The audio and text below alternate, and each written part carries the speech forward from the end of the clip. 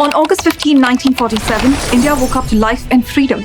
But this freedom was not a gift bestowed upon us. It was earned. It was fought for by fearless revolutionaries who opposed colonial rule at the cost of their lives.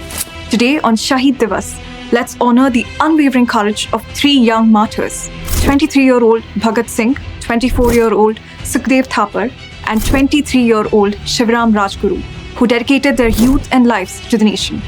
We dedicate March 23rd to these fighters and their valor, as on this day in 1931, they paid the ultimate price for India's independence.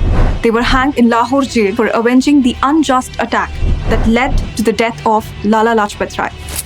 Bhagat Singh, Sukhdev and Rajguru played a key role in the Hindustan Socialist Republican Association, which believed that power should rest with the people, not the oppressors. This fueled a movement inspiring young revolutionaries to fight injustice, challenge inequality, and demand complete independence. Their deaths provoked nationwide and international outrage, bringing global attention to India's freedom struggle.